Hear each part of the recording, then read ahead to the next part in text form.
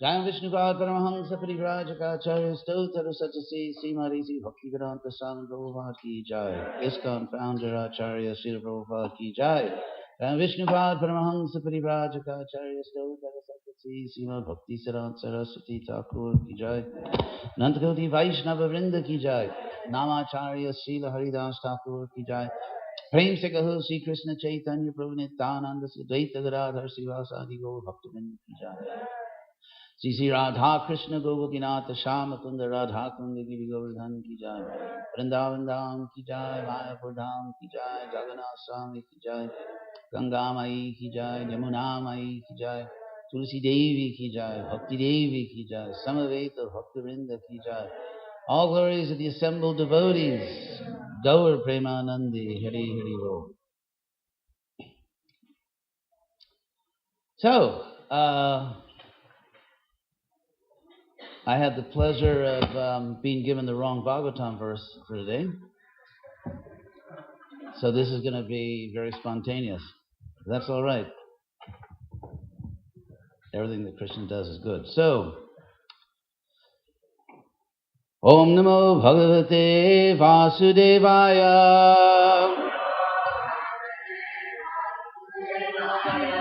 Om Namo Bhagavate Vasudevaya.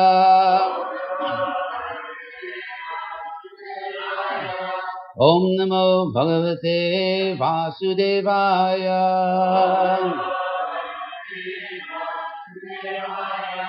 Dhanam. Oh, okay. I still have the wrong verse. So this is, to quote the Beatles, it's getting better all the time. So, okay, I give up. What verse number is that? What? Oh, 18. Okay, 1518. Well, 11.5.18.Bhagavatam. Okay. So the third time's a charm, right? Oh, okay, here we go. Hitva Atma Maya Rachita. Anyway, this is going to be interesting. Griha Apatya Suhrit Striyaha Tamo Vishanti Anichanto Vasudeva Paranmukha Hitvatma Maya Rachita Grihapatya Suhrit Striya Tamo Vishanti Anichanto Vasudeva Paranmukha Hitatma Maya Rachita Vihapatya Suhritstriya Tamo Vishanti Anichanto Vasudeva Paranmukha. So, do you guys chant or?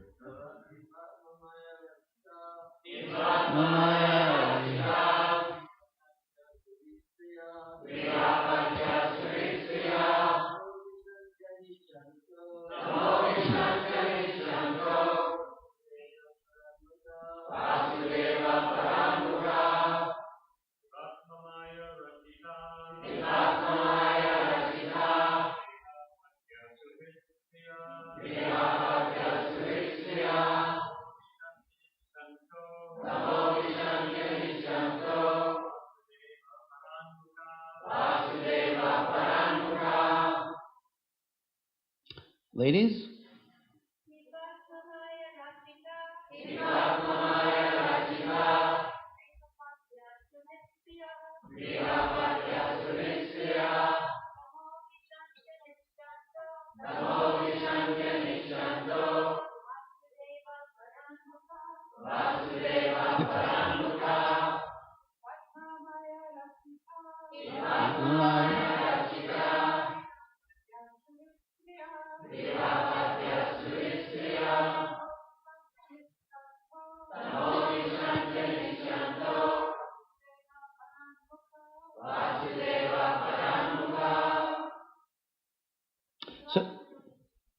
Go ahead.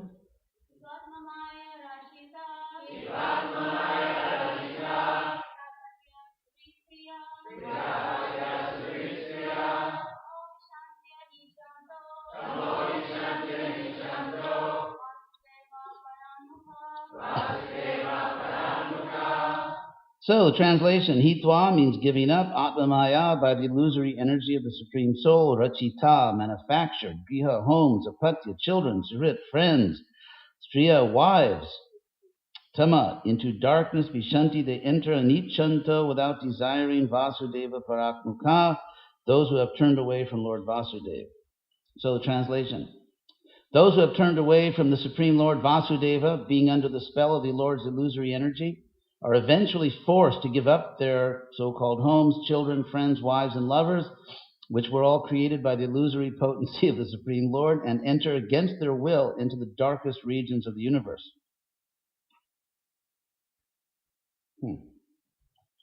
Okay. Purport, the living entity turns his back on the Supreme Personality of Godhead and tries instead to enjoy temporary sense gratification.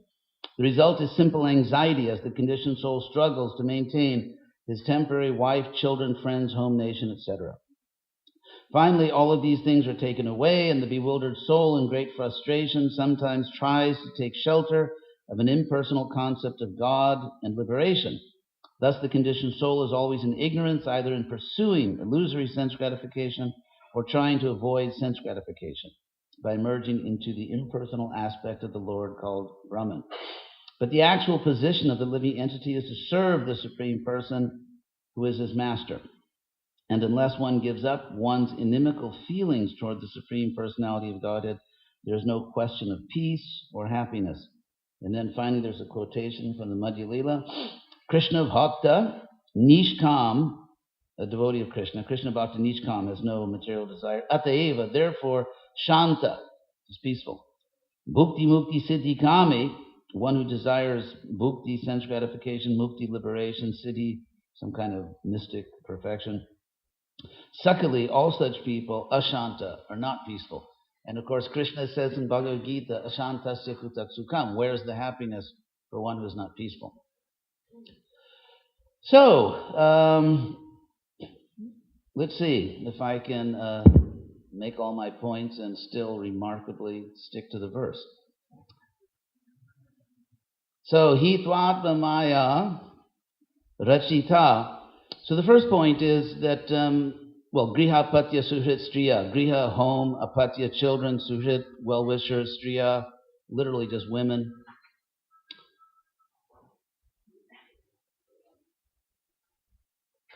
So, obviously this verse is speaking from the man's point of view. And so this verse, in a sense, is talking about a man who's practicing self-realization. And obviously, we know women also practice self-realization. In agrarian societies, which this was, the Vedic culture was extended families. It was often a patriarchal society. And therefore, you find verses addressing men because, in a sense, the fate of the family rested with the decisions of those elders. Interesting. Well, anyway, that's also for the same reason that actually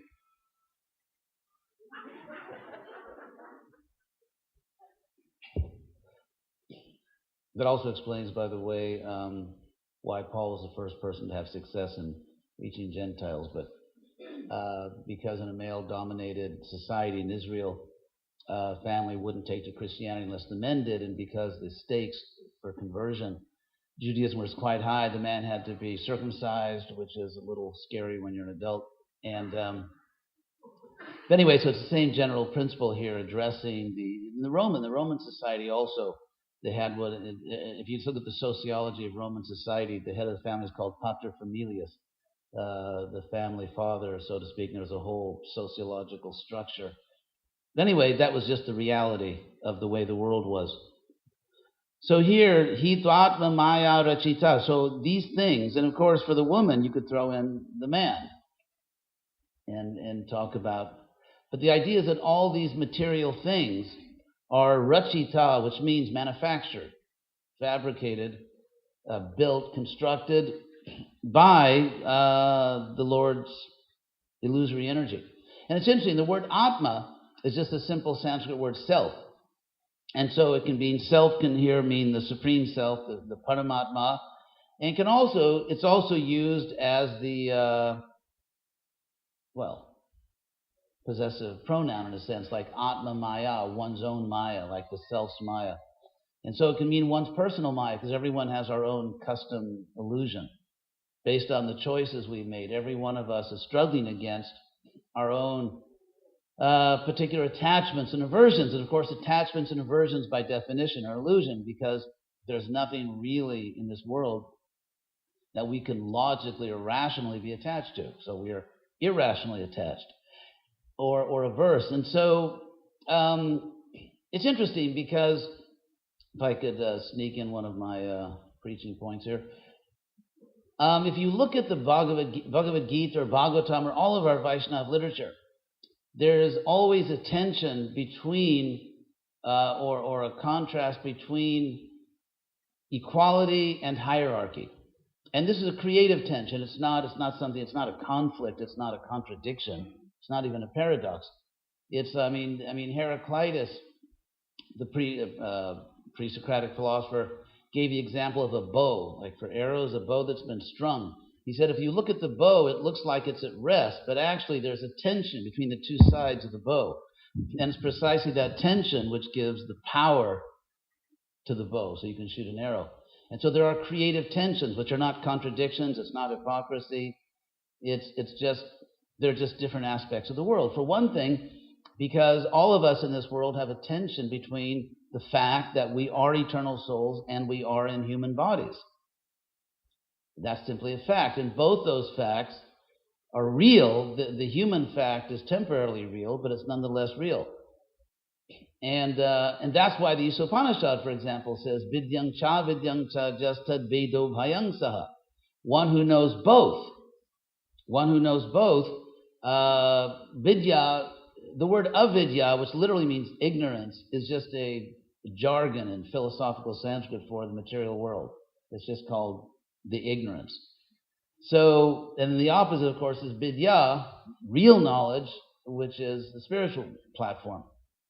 And you have to know both. I mean, the Upanishad makes this very striking statement, avidyaya mrityum tirtva, which literally means one transcends, one crosses over death by ignorance. But of course, that's not really what it means. It means by knowledge of the material world. Know thyself. And specifically, and this is very interesting, because the Upanishad is saying, in order to achieve self-realization, you have to really understand yourself, not only as a soul, but as a human being. And if, as in some of our, the good old days, in a neophyte position, one can deny one's human condition and think, well, since I'm an eternal soul, damn the human condition. I'm just going to surrender, which is a nice thought, but it leads to all kinds of psychological, not to speak of financial complications. So, of course, in this Upanishad verse, avidyaya mrityum tirtva, crossing over death by avidya, by understanding this world, and then vidyaya, by spiritual knowledge, amritam ashnute, one enjoys immortality. So it's interesting, if you analyze these two lines, you see that knowledge of this world, in a sense, performs a negative function. Knowledge of this world allows you to transcend it. It's like if you go to, let's say, to give a crude example, some guy or girl goes to a party and looks around, there's no one interesting, so you transcend the party by realizing there's nothing there worth investigating. Or if you go shopping and, no, I don't like anything here, so you transcend that store. So in the same way, after basically we spent the last several million lives on a shopping spree in the material world, trying to find something that that fits, that feels good. I really look good in this, and we haven't found anything. So when we really understand the material world, then we transcend it, But merely crossing over death or the material world doesn't necessarily mean that you're attached to the higher truth. You just, for example, one can become a nihilist. One can become, simply say, as some so-called philosophers did, especially in the 20th century and in all centuries, that there's nothing happening in this world and there's nothing else, so I might as well just be miserable. Or I might as well, or maybe I should kill myself, or maybe I should just go up on a mountain and, I don't know, do whatever people do on the tops of mountains. So therefore, the Upanishad says we have to not only realize that there's nothing here for us in this world, we also have to understand what really is worth the trouble, what really is meaningful and beautiful, which is the spiritual platform. So there's that negative and positive function. So what does it mean to understand yourself, to understand this world? I mean, there's, and of course we know in the Vedic Shastras, two ways to get that knowledge. One is nivritti, you kind of just figured out, like, even though my mind and body may be attracted to that, but I can see that's not going to take me to a good place. That's not going to take me to a good place, so I think I'll pass on that particular sense gratification or that attachment or that aversion. One, for example, may feel hatred. You know, human beings are constantly annoying each other, which is one of the most remarkable features of this world. And so there's always this temptation to hate someone. And so one can realize, no, I don't think I'll go down that road because it's just going to lead to my own suffering and all kinds of trouble. So at the same time, there are certain activities, objects, experiences, emotions in the material world that we may intellectually realize that's not my supreme good, but the attachment's too strong or the aversion is too strong.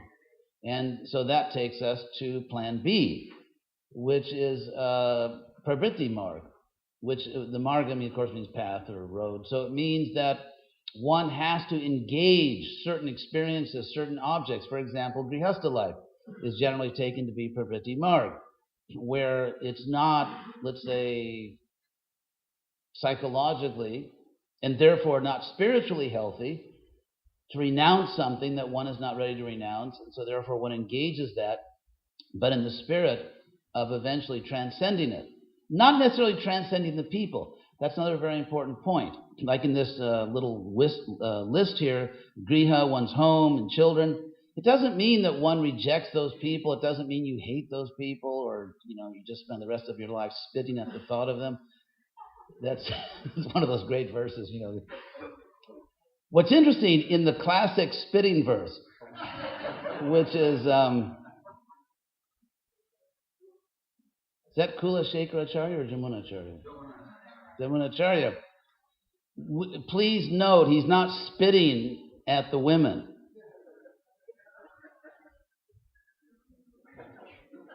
Which sometimes people don't realize.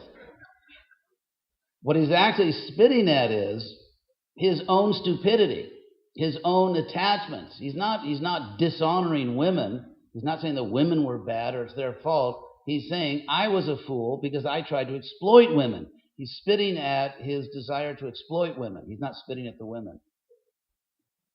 So that's just a little linguistic clarification there.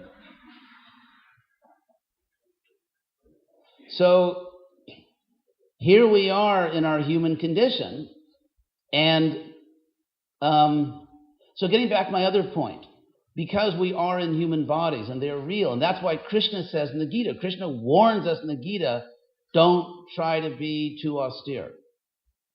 In other words, he says, don't eat too much or too little, don't sleep too much or too little. And then he says, of course, by extension, this refers to all activities. It refers to our not only our physical needs, it refers to our emotional needs. Because, for example, marriage is not only about physical needs. It's not just like, the old caveman trying to satisfy himself. It's also about emotional needs, about the need for friendship, the need for companionship, and all these things. And Krishna warns us in the Gita that not too much or too little. And so if you say, okay, what's the sweet spot? What's not too much and not too little?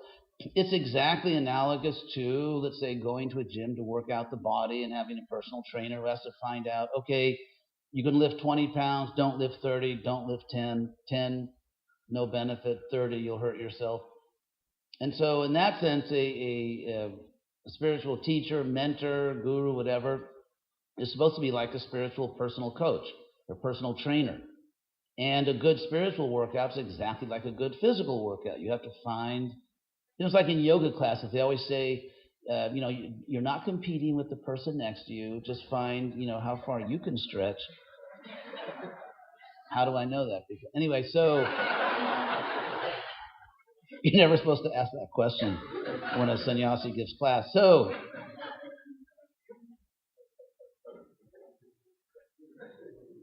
we have our human condition, and then we have our ultimate identity. We really are eternal souls. That's actually who we are. And yet, we're very much engaged and very much involved in this human condition.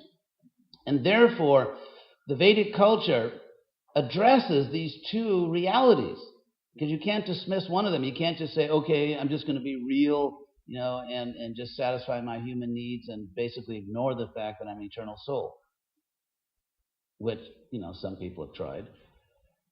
And then on the other hand, you can't just be so spiritual that you ignore the fact that you really do have a body and it really does affect you. So the Vedic culture deals with this tension in a very simple way. There's hierarchy. There's a whole, as Krishna says in Bhagavad Gita, Chatur Varnya Maya Srishtam. I've created the Varna system. And so Varnashram is very much coming from Krishna. It's in the oldest Vedic literature that we have in the Rig Veda, which is, by linguistic analysis, the oldest Sanskrit literature. And it's right there, Book 10 of the Rig Veda. The universal form, the different social orders are mapped onto the sort of symbolic universal form of the Lord. So that's very much Vedic. The whole Varnashram system is Vedic, and it's hierarchical. The Bhagavatam also describes the Varnashram system and also maps it onto the body of the universal form of the Lord. And interestingly, actually, Grihastas are above Brahmacharis. That was interesting. I mean, it's just because of, the Vedic culture was like real human beings. Just like, when some young guy or your son or daughter gets married, everyone celebrates, we're having a wedding and all that. It was actually like that. And so the brahmacharis are the feet of the universal form, or feet of the legs, and the waist is the householders, which fortunately means they get to pay for everything. Which is, of course, makes all the other ashrams very happy. So, because they're the waist.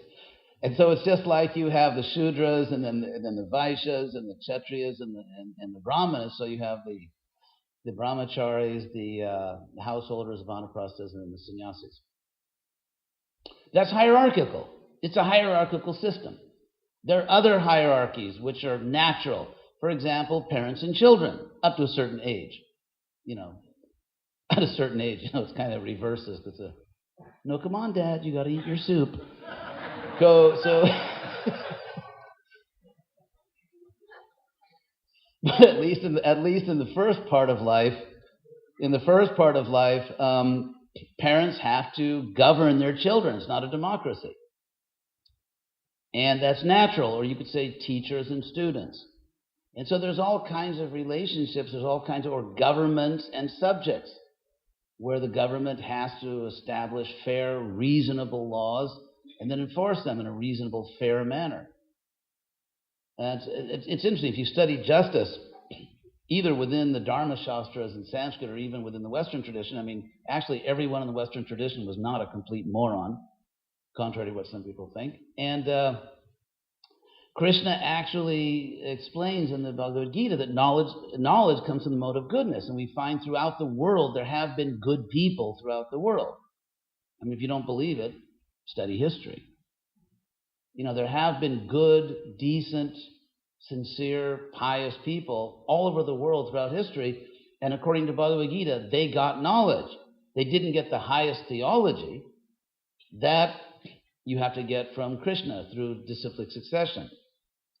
But in terms of general wisdom, how to lead a good life and how to lead a healthy life, how to treat other people, even the importance of virtue, that you find not everywhere in terms of everyone, but throughout the world, throughout history, you find wise people that understood this, and Krishna explains why.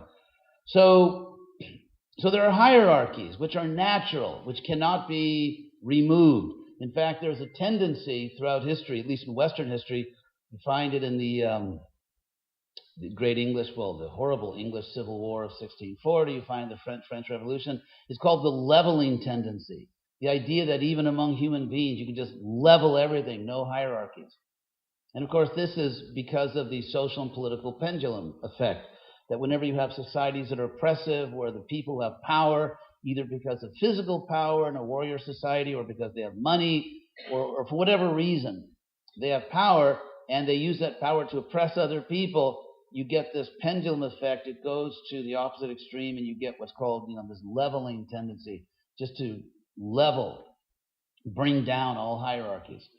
And of course, both these extremes are dangerous and unnatural and not sustainable. So there is natural hierarchy in Vedic culture, and then there is the fact that we're all equal. And equality is a big deal in the Bhagavad Gita. For those who have actually purchased my books, and lower prices are available if you purchase in volume. And actually, the rest of this class is going to be an infomercial. Anyway, one of the points that I discovered when I was going through the Gita very carefully, writing the book, is how much Krishna emphasizes equality. It's interesting because nowadays, in the modern world, equality, of course, is a very central point. And just to give you a few verses I just noted down, fearing the effects of age on me in this class, I noted down a few things. For example, Krishna says, he says, Maya tatamidang sarvam, that I pervade. Whoops, wrong set of verses, sorry. Okay, the equality verses, I know them. Krishna in Bhagavad Gita 247 defines yoga as equality. Krishna says, sama twang. Sama means same, equal in Sanskrit. And just like Sindhu, Hindu, the S, what you find is the Sanskrit S tended to be pronounced as an H in ancient Persian. So you get Sindhu, Hindu. And then the Greeks did not pronounce an H at the beginning of a word, so it got dropped. Anyway, but so you get the word sama, which became in Greek homo. That's what the prefix homo, a homogenesis. I mean, you can fill in your own word after homo. So, but homo means the same. So the Greek homo is just Sanskrit sama. So sama twang means sameness, equality, equalness. And Krishna says that yoga is defined. Yoga is defined as equality. Krishna says pandita samadarshana, that the wise see all creatures equal. And Krishna gives a really wide spectrum here, because he says vidya vinaya sampane. First he says a brahman, and not just like sort of a hypocritical brahman or brahman in name only. So Krishna wants to really emphasize we're talking about a real brahman. So therefore he says one who is endowed with knowledge, a learned brahman, and humility. Of course, humility has always been my strong point. So Krishna says vidya vinaya sampane, a brahman who's endowed with knowledge and humility. And then the opposite. So you have vidya brahmane, gavi, a cow, hastini, an elephant, and then shuni, a dog, and a dog eater. Shuni chaiva shopa, literally a dog cooker. That's what it literally means. So shuni chaiva, we can assume that even the lowest class people didn't eat raw dogs. So shuni chaiva shapakecha. So this is the whole spectrum. You know, the highest Brahman, the highest human being, the lowest human being. So one who sees all these equal. I mean, obviously, to see all of them equally didn't mean that a wise person rejects the hierarchy. Because in fact, for example, in our temple, we have Brahmins worship the deity. We don't have dog cookers worship the deity, at least no one that we know. I mean, we assume that. So, but Krishna says the wise still. And the very fact that Krishna mentions these very different people, the first-class Brahmin, the dog cooker, the dog, because Krishna knows that these things are really different. And yet, you see things that are different equally. It would have no philosophical impact if Krishna said, one who sees gold and gold as equal, one who sees Brahmins and Brahmins as equal. It's like, well, that's very interesting. I didn't know that. So the whole impact of Krishna's statement is that he's purposely taking objects that everyone knows, including Krishna, are very different. And yet the difference is superficial in the literal sense of the word, because superficie in Latin means the surface. The surface. On the surface, these people and creatures are different. Beneath the surface, they're actually equal. And so Krishna says, for example, Samoham, I am equal. Samoham, sarva bhuteshu, to all beings, all creatures. And then Krishna says, you'd better be too, if you want to understand Krishna consciousness. He says about devotees, samak sarveshu bhuteshu, same language. Samoham sarva bhuteshu, samak sarveshu bhuteshu, one who is equal to all living beings, samak sarveshu bhuteshu, mad bhakti, my devotion to me, labate, one achieves, parang, the highest. So to achieve the highest devotion, one has to see all living beings equally. So now in a society, you can actually measure to what extent a society, even a religious society, is spiritual by seeing what do they emphasize. Is the hierarchy what really matters? I mean, I'm not saying that you don't have a hierarchy, but in terms of the culture, in terms of the way people treat each other, and the way people see each other, is hierarchy really what dominates the society? Or is it the fact that everyone treats everyone else with respect? That everyone respects everyone else? Is it a society in which, for example, you have men that think they're better than women because they're on the bodily platform? Or is it a society in which people understand that, for example, men aren't going to have babies, and, women may not go to war? I mean, there are a few women that go to war, but mostly men. So, in other words, there are differences. Science studies that. If we want to know the difference between men and women, there's a whole huge field of reliable social science which talks about this. But anyway, so it's not a question of pretending that children and parents are the same, or that, it's a question of seeing beyond the superficial difference and seeing that actually everyone is equal, and the equality is what's really important. To give an example, take parents and children.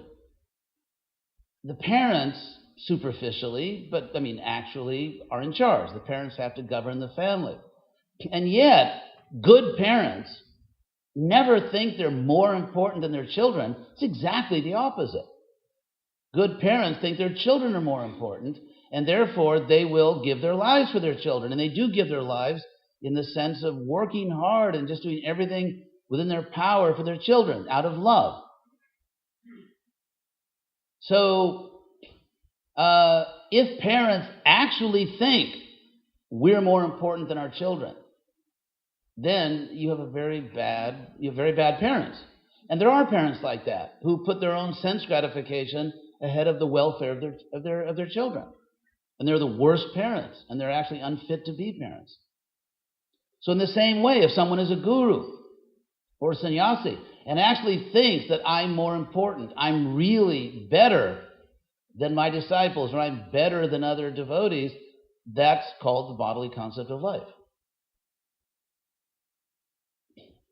And so you can have a situation where a person in the bodily concept of life exploits the Vedic hierarchy not to serve other people, but to lord it over them.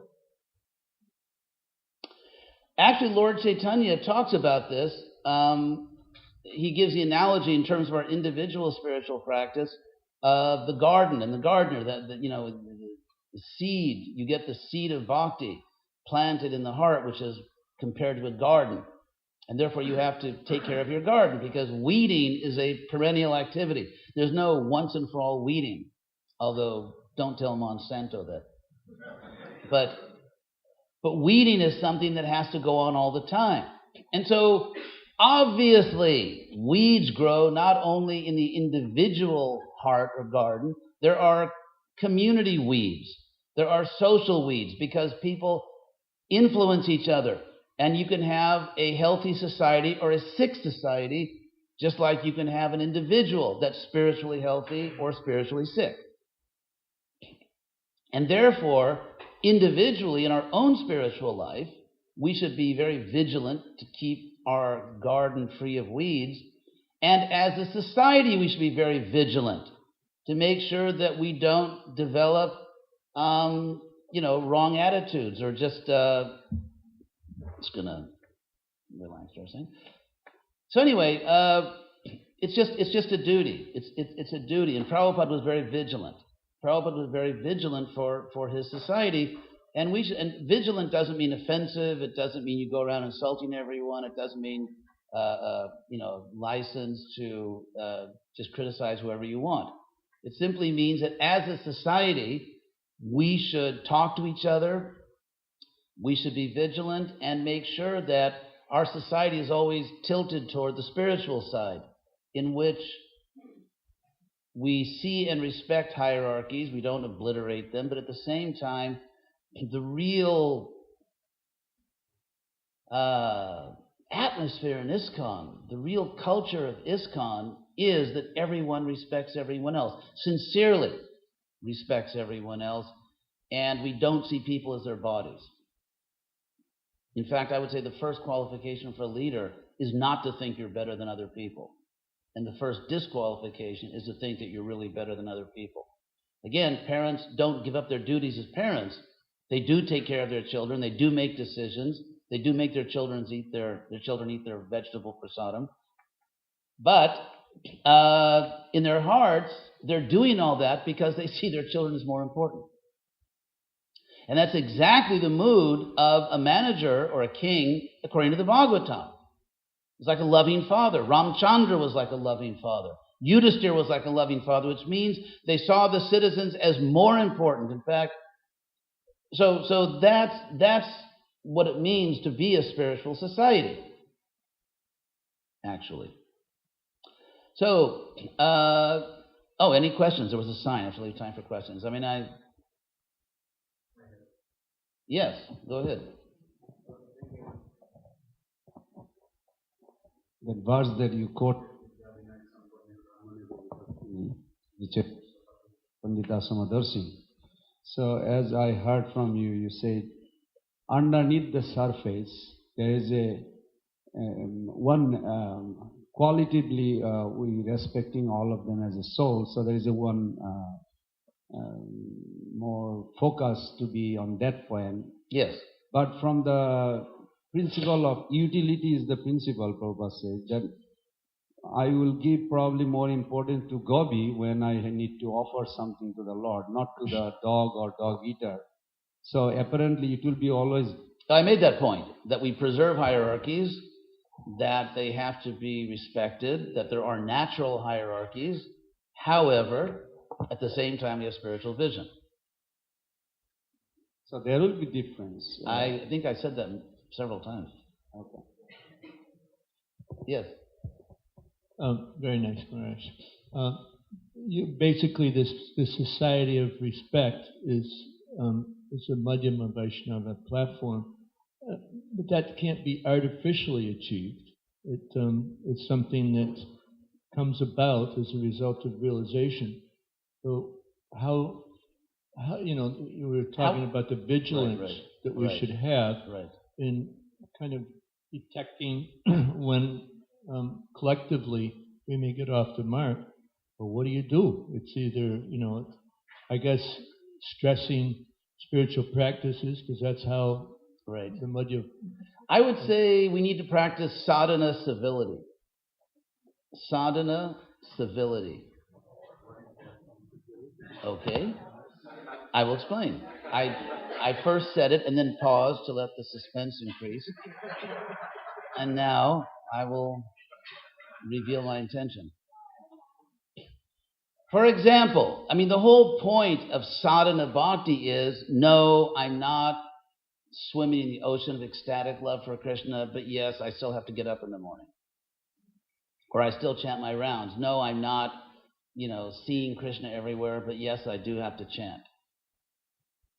And so the point is that if you really understand that you must respect everyone, then you practice. That's what Aristotle says it, Rupa Goswami says it, and most importantly, Jane Austen says it. So,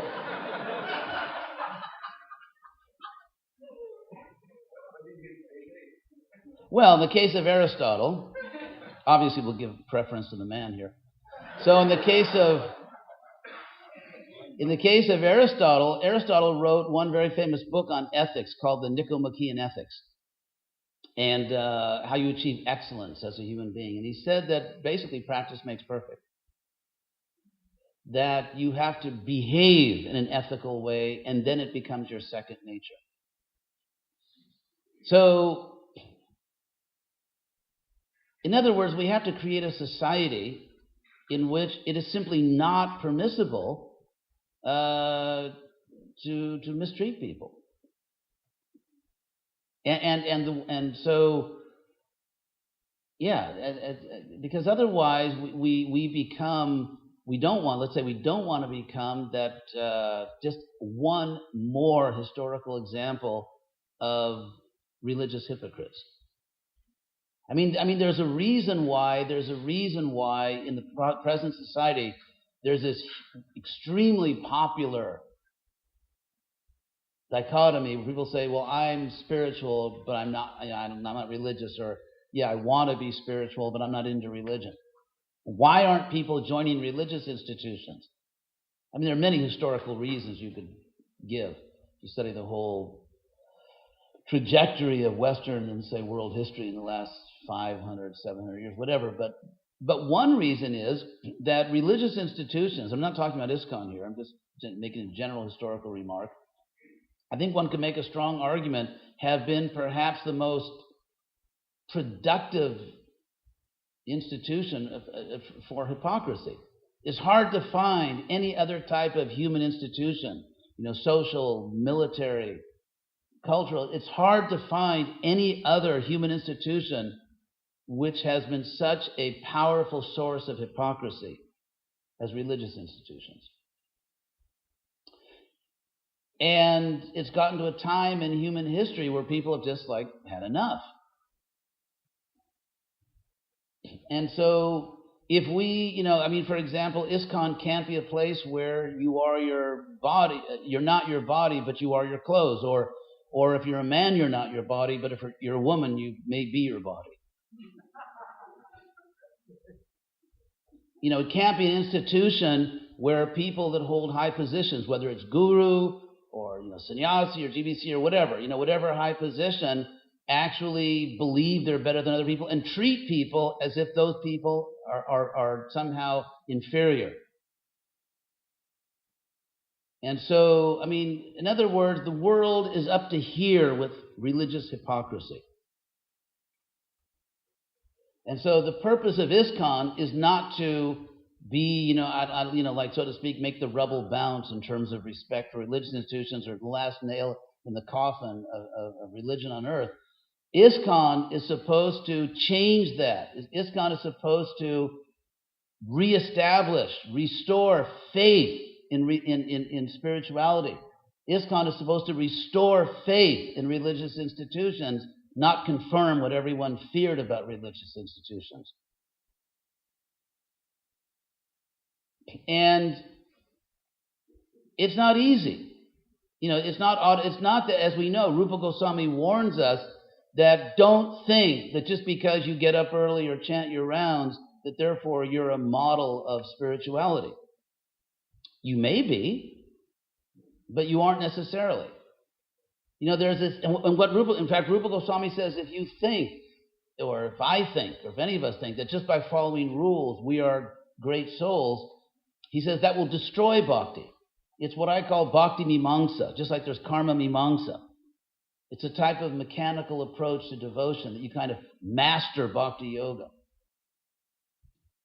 So people will judge us, and they have every right to judge us by our real behavior, how we treat each other, how we treat them, how we treat women, how we treat children.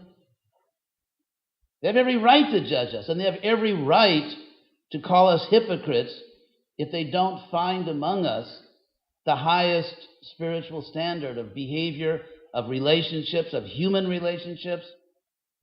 Then they have every right to call us hypocrites and to continue in their conviction that religious institutions are not the way.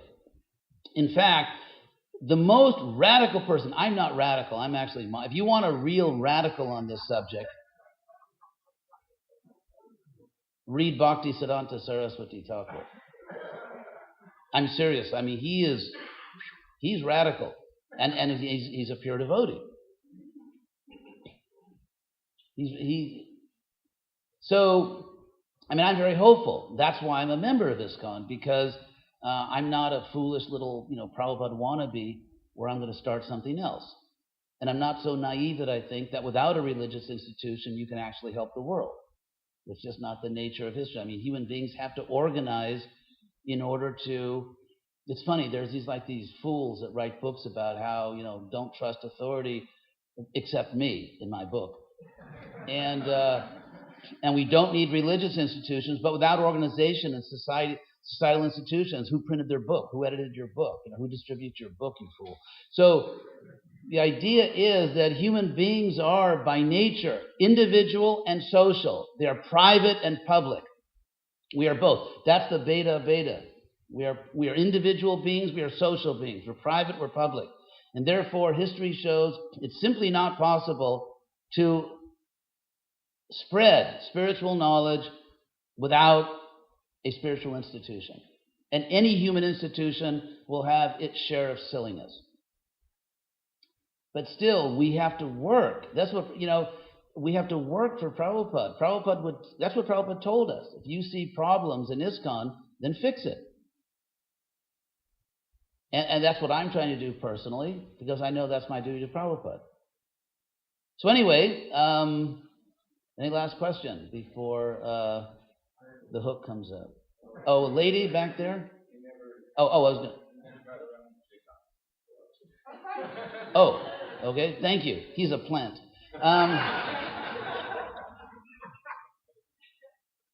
One of the things I really like about Jane Austen is, one of the things, is that in the culture she describes or she depicts, no matter what mood you're in, you have to be a lady or a gentleman. You may despise someone, you may not feel like it, you may be angry, but you still have to have good manners. It's not superficial. It's based on your duty to God. They're not superficial novels of manners. Because actually, for example, if someone breaks this code and does not behave properly, as in one particular book, and then when that person who's one of the heroines corrects herself, she realizes that actually I did not do my duty to God. It was my duty to God to respect everyone. So it's Sense and Sensibility, Marianne Dashwood. So, so that's sadhana, being a civilized human being, practicing being a civilized human being, not to speak of an advanced devotee. So, back there, yes. Hare Krishna. Hear me? Yes. There are two things that we have to consider. First of all, it's very difficult to legislate in any way humility and pride.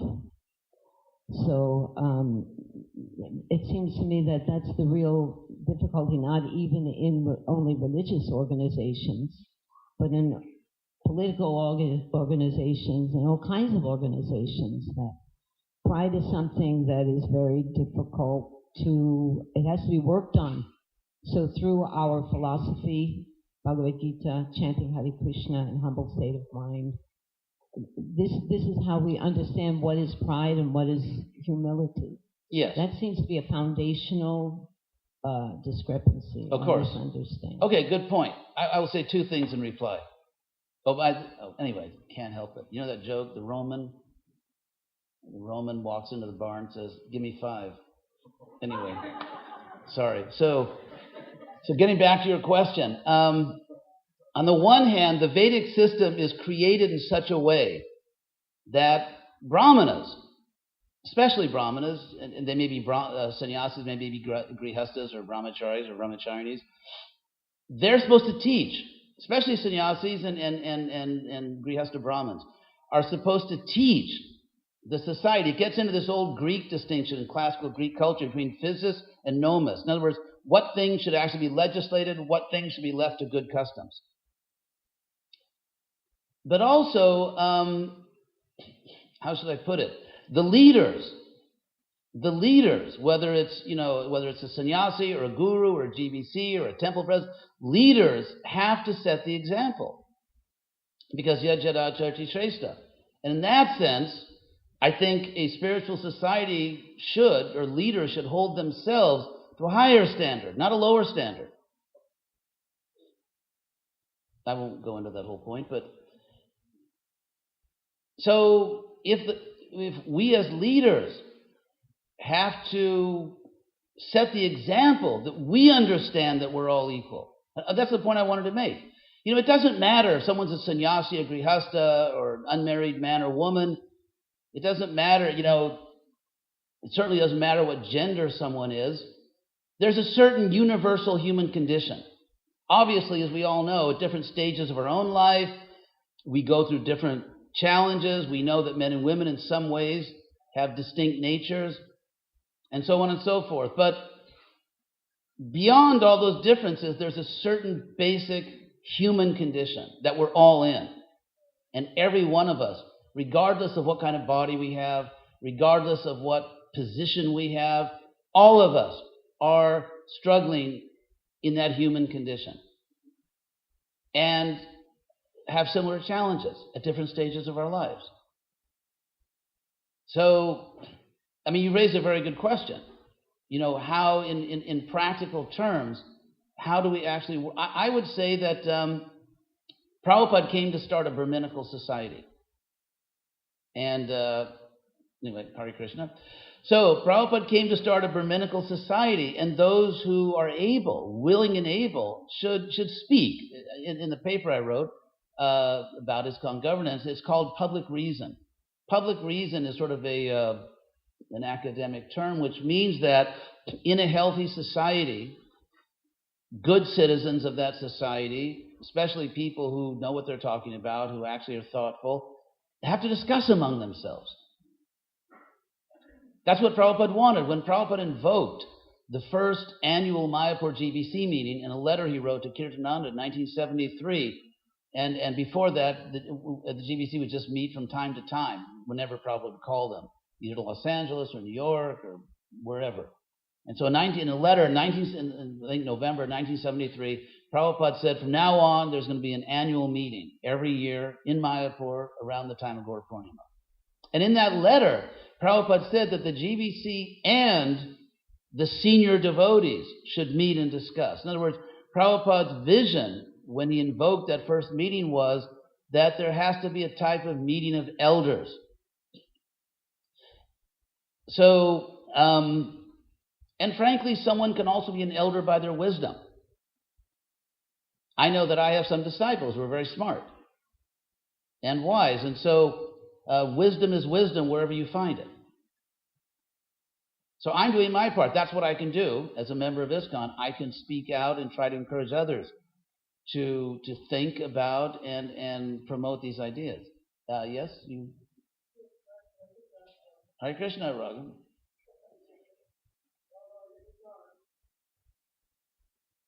We're almost out of time. We are out of time, so... In 2 more minutes, actually, something opens up and I fall through. That will be your indication that the class is over. So thanks for the wonderful class. And I'm just wondering, my Guru Maharaj, Bhakti Tirtha Swami, he had the idea that sometimes we would, the manager, services, because that would give each other appreciation for the other services that other. Very interesting idea, and one I will not talk about in this class. Okay. Because that's sort of a managerial thing. And, right. That's not what I'm being paid for right now. Okay, I bought a copy of your book. Thank you. So, anything else?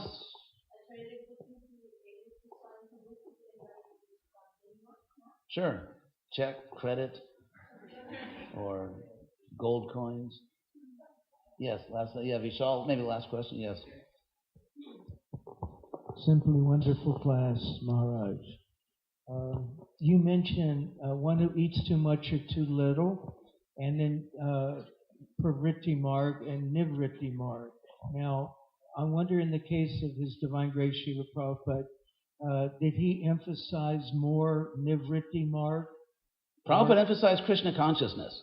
The best ashram is the one that works for you. And Prabhupada just said, basically get her done. It's, in other words, be Krishna conscious. Prabhupada was strikingly pragmatic, and he just wanted to get the job done.